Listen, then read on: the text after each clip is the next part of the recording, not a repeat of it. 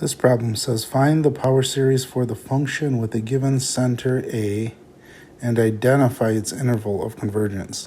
So the function is f of x equals x squared over 1 plus x squared. So again, we always go back to that idea of the geometric series. So this means I'm just looking at this idea here again. Okay, and it's going to be like that for mostly all of these until we get to some other fancy tools that we can do with these series. So anyways, we're just going to go back to that start. And before I get started using this idea directly here, I'm just going to rewrite this function. Hopefully you see this.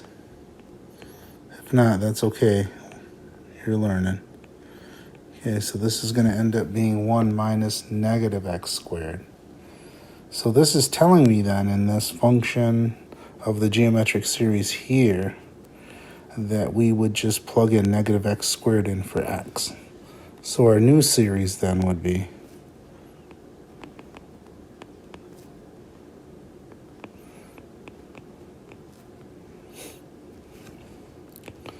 which then that's going to give me still 1 for the first, and then for the second that's to the first power, and hang on, yeah, because that would be to the 0, and this would be to the first, so that would be a minus, which it equals all of this here, which gives me the function, but the bottom of the function, but not the top of the function. Now, what could we do now? Couldn't I just multiply this by this function here by x squared? Now let's take a look at that idea. And this means I would take each term here and multiply it by x squared. So then I would get x squared minus x to the 4th plus x to the 6th minus x to the 8th plus ... And that would equal x squared over 1 minus a negative x squared. Okay, so let's see what series that gives me by doing this. So I could pull the negative out or treat the negative on its own. N equals 0 to infinity. I could say negative 1 to the n. And then this is going to be x to the... Now this would be by product.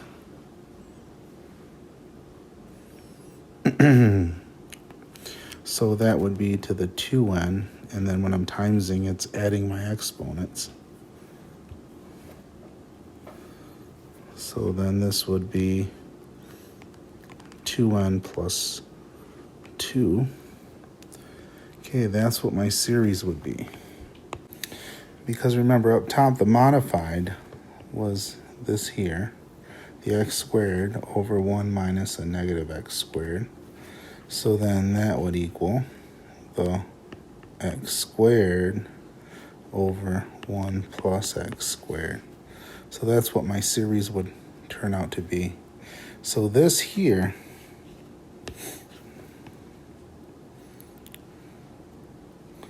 would be the answer to the first part of this. Now we have to find the interval of convergence of this. Now notice this took up a little more space here, so we're going to start the next one on the next page, the next part on the next page.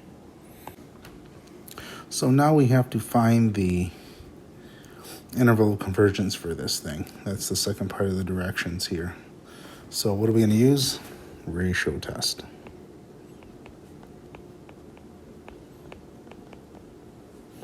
And then it's a to the n plus 1 over a to the n. So that's going to be the limit as n goes to infinity of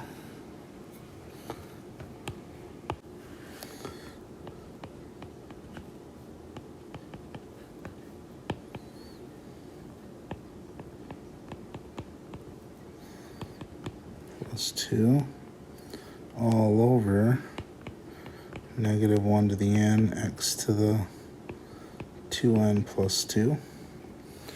So let's kind of simplify this some more. So the limit as n goes to infinity of negative 1 to the n, negative 1. And then this here is going to be 2n plus 2 is going to be 2n plus 4. But I'm going to keep it as x to the 2n plus 2 times x squared. And the reason why I'm going to do that is because I want to see this canceling. And I want you to see the canceling, how nice and simple it is when we have it broke down correctly. All right, so those cancel. Those cancel. Oops.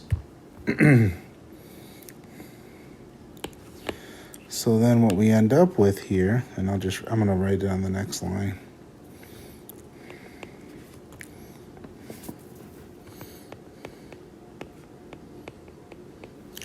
As n goes to infinity of negative x squared. Now again, x is not our variable here. We're actually taking the n going to infinity, which means the x squared is a constant. So our answer here is going to be negative x squared. So again, we're going to take that absolute value less than 1, which is really just the absolute value of x squared less than 1, which again, that leads us to the interval for x being between 1 and negative 1. Now again, for this one, kind of similar to the other one, if I plug in 1 or negative 1, I'm clearly going to get that to be a divergent series for both of those. So the interval of convergence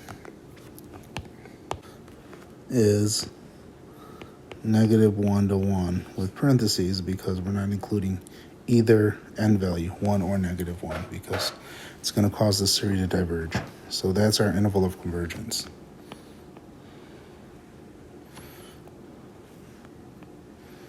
So we answered both pieces of information.